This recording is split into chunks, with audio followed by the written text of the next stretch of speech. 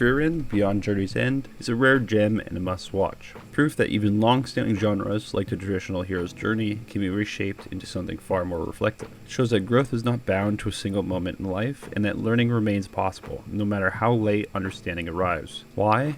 Because Frieren deliberately rejects the conventional narrative structure of the fantasy genre. Rather than centering its story around a journey toward a climactic goal, the series begins after that goal has already been achieved. The defeat of the Demon King, normally the narrative endpoint, exists here as background information. My name is Jacko, and this is What It Takes to Be Great, a series in which we review various anime, TV shows, movies, video games, and so much more, and replaying to you why we think they're great. At its core, Frieren is a story about immortality, not as a power fantasy, but as a burden. It is not interested in the spectacle of heroism, but in the cost of time, and what it means to outlive the people who give that time meaning. Frieren begins the series having already defeated the Demon King. The journey that would normally define the entire narrative is over in the first episode, and yet, Frieren herself remains unchanged, not because she is incapable of growth, but because time simply does not move for her in the same way it does for humans. This disconnect is made painfully clear through Himmel. Himmel is not just a former party member, he represents the human experience of time. He understands that moments are fleeting, that memories must be created deliberately, and that meaning comes from choosing to care now, not later. Frieren, by contrast, treats decades as disposable. What feels like a brief stop to her becomes an entire lifetime to everyone else. The series visualized this gap through recurring imagery, such as the statues of the hero's party scattered throughout the world. These monuments are meant to preserve a legacy, to freeze a moment in time. But for Frieren, they are not reminders of glory. They are reminders of how little attention she paid while those moments were still alive.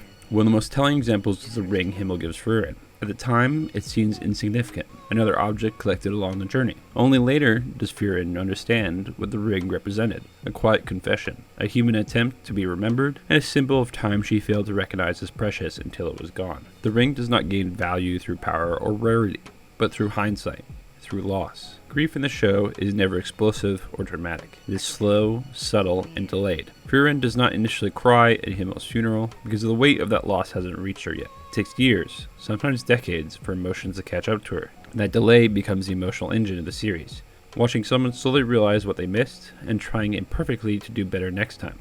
This is where Fern and Stark become essential to the narrative. Fern represents structure, discipline, and emotional awareness. She experiences time as humans do, carefully, anxiously, and with an understanding that is limited. Stark, on the other hand, embodies hesitation and self-doubt, but also the courage to act despite fear. Together, they force Frieren into the present, and she can no longer afford to ignore. Through them, Frieren begins to relearn what she failed to understand with Himmel. Their relationships are not preserved by memory alone, but by participation. The brilliance of the show lies in its restraint. In a genre defined by escalation, stronger enemies, larger spectacles, and increasingly world-ending stakes, Frieren consistently chooses to pull back. Major battles are present, but they are rarely treated as narrative climaxes. Victories arrive quietly, sometimes abruptly, and often without celebration. The series resists framing combat as the primary source of meaning, instead treating it as incidental to the passage of time rather than its defining feature. What Frieren foregrounds instead are moments that typically be dismissed as filler.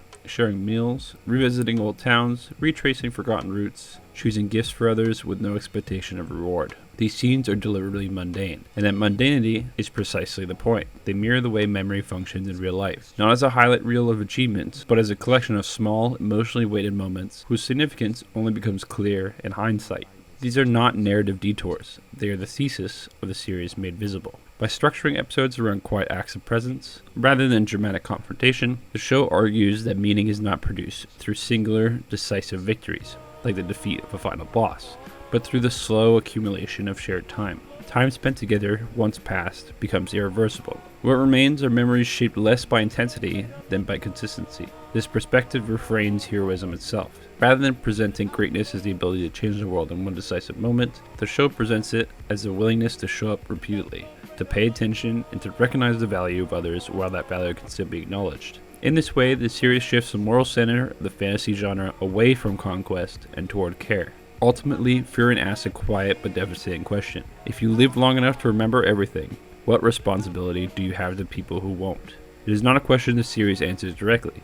Instead, it allows the question to linger, unresolved, uncomfortable, and deeply human. Frieren is a story about realizing meaning too late, about carrying regret without the possibility of correction, and about choosing to learn anyway, not to undo the past, but to inhabit the present differently. Thank you for watching. My name is Jacko. Make sure to hit subscribe and that like button below if you enjoyed the video, as well as leave a comment as to what you'd like us to cover in a future video.